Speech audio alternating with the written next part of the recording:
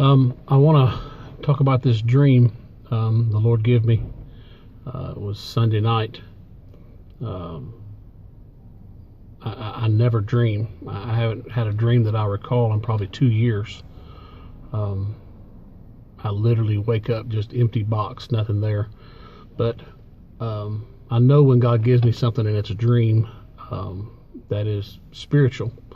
So I know when I woke up, I completely could retain every part of my dream. I mean, so vivid, every detail. And I know it's spiritual. It started off, it seemed as if it was, I was younger. It was my wife, Emma, and myself. And we were in like an SUV, four-wheel drive, jacked up, big tires, lifted up, and it was raining, and we were on our way fishing.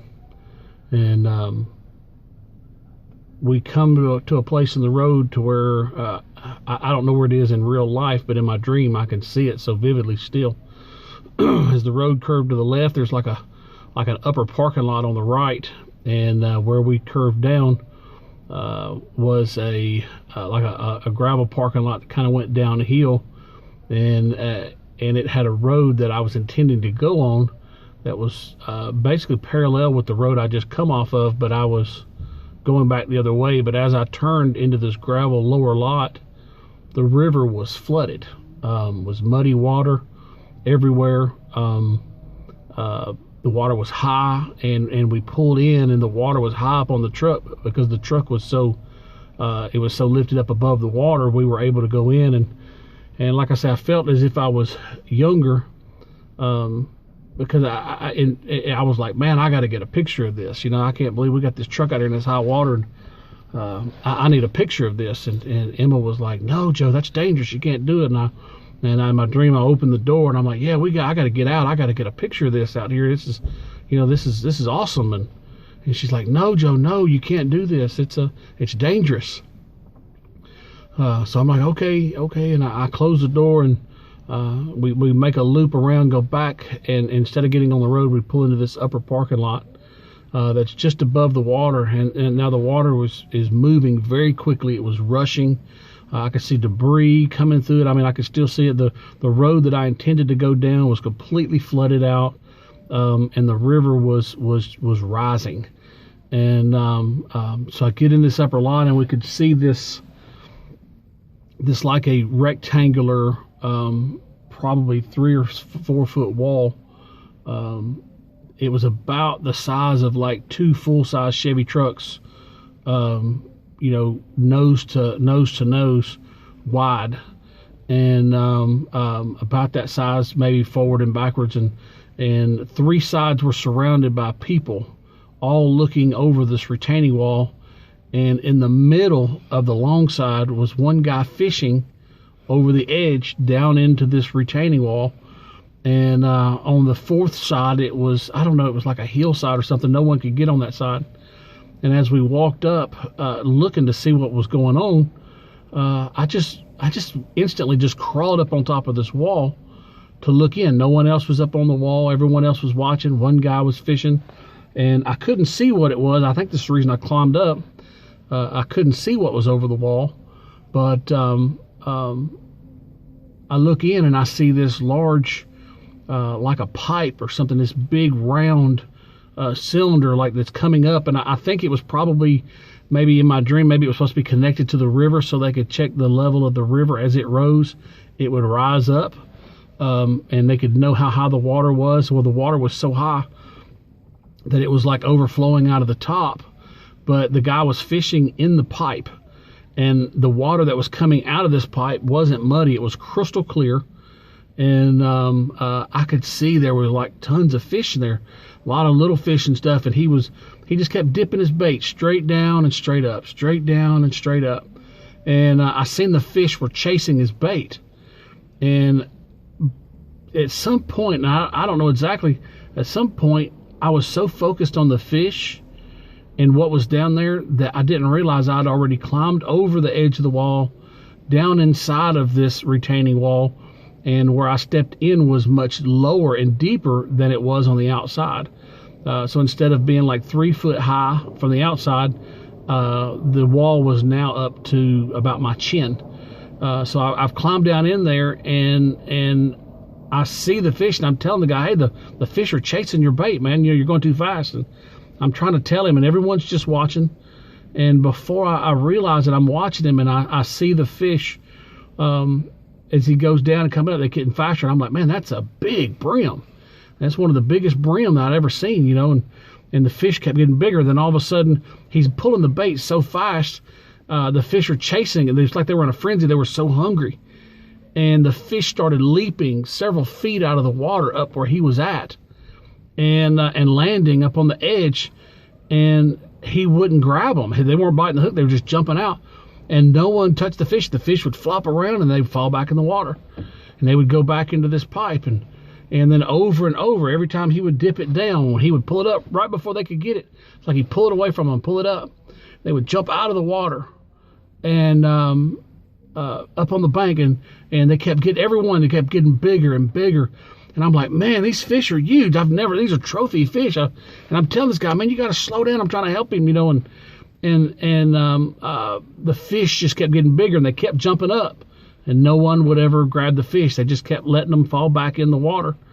And I'm getting frustrated now, and I see this, like, and it was a grouper, and I'm like, man, that's a grouper, which is a saltwater fish, is not in the fresh water. So he was just so huge, and it was a trophy fish, and these fish are leaping out, and nobody's even trying to get the fish. They're just letting them go back, and he's not catching them. And I'm trying to tell him, and it's like all of a sudden I come to myself, and I realize, I don't know when and how, but while I was focused on the fish, I've inched my way around, all the way around to the middle, opposite side of the guy fishing, and I'm in a kind of a dangerous place, but I don't feel afraid.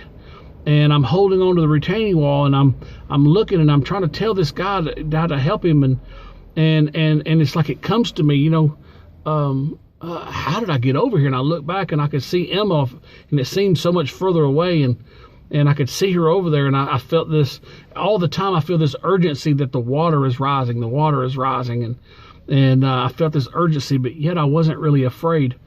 And I made my way. I had to look in between me and her, and I could see, instead of it just being a straight shot, there were like these loose shelves that stuck out on the top and made it very difficult for me to maneuver around this little lip of edge on the inside I was on.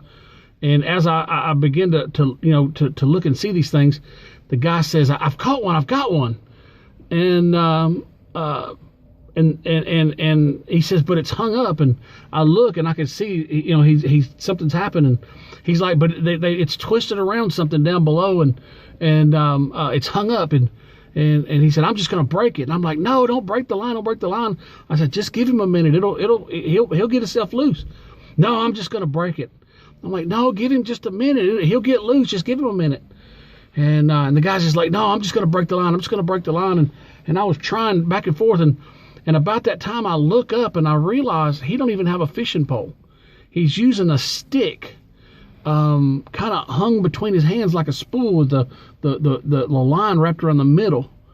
And he's holding this just like a stick off a tree.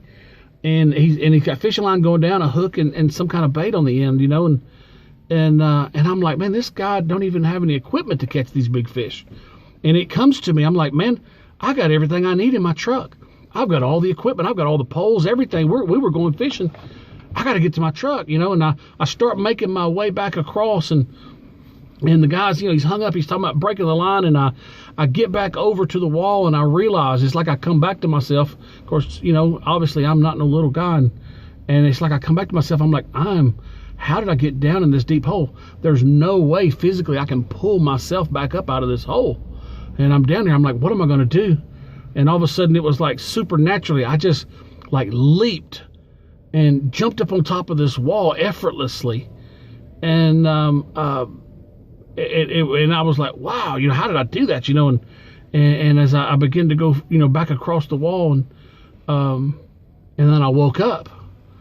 And I feel like the Lord was showing me that there was a time I was younger, and I was equipped when I was younger, and God had equipped me, and I had the ability and the equipment, but I was foolish, And just like as I was had the truck, I was up above the water. I had the equipment to navigate through this flood, but my mind wasn't on what I was supposed to be doing. I had my mind other places, but Emma come into my life and help bring me stability and bring me direction and get me focused. And as we made our way back, I felt like I seen this retaining wall, and as I get up on top, I feel like the fish obviously were souls, and so many in the church are just watching other people try to fish.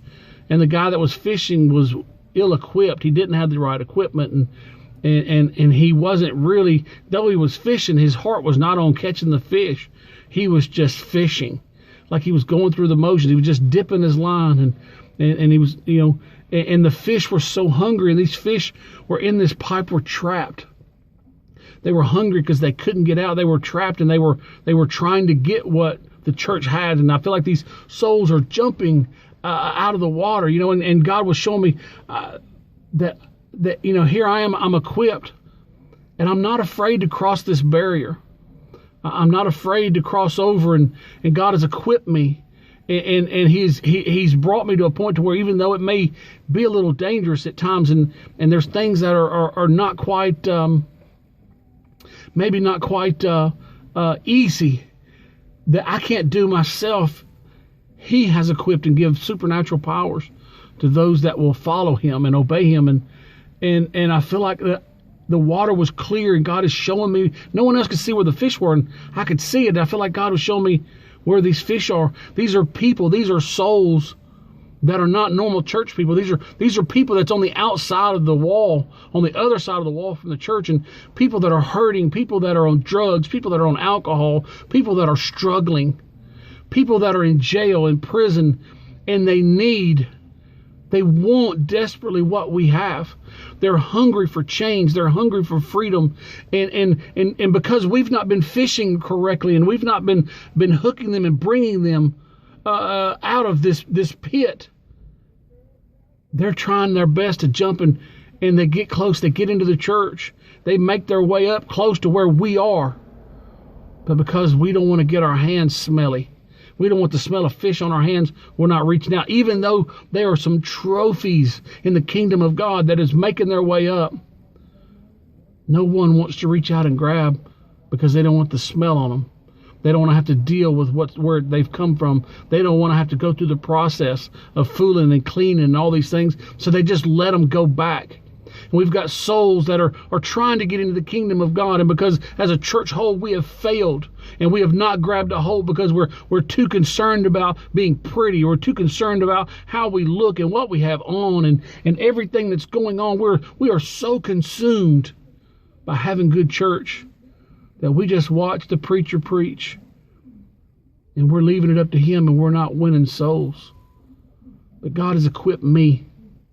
Lord, show me, he said it from a long time ago, I've got the equipment and I've got the ability, and I can go forth. And now I'm not the only one God's equipped. There's so many people, so many that are in church that have made their way, so many that are bruised and broken in their past, and everything going on from their life has equipped them to have compassion, has equipped them to not be afraid of the smell of the stench of people and the sins that they're in, and to have enough concern to reach out for souls. The Bible says that there'll be some that we reach into the fire in Revelations, and saving these souls from the very depths of hell.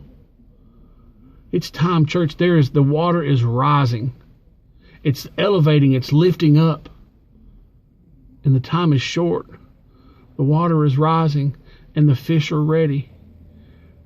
And God has called us to be fishers of men. But we've been fishing inside of our own church. We've been taking people from church to church.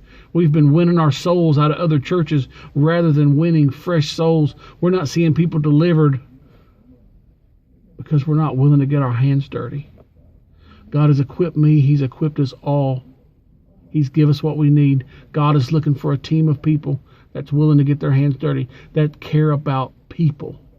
They don't care about having a tie on Sunday. They're not concerned about having a nice suit on Sunday. They're concerned about people.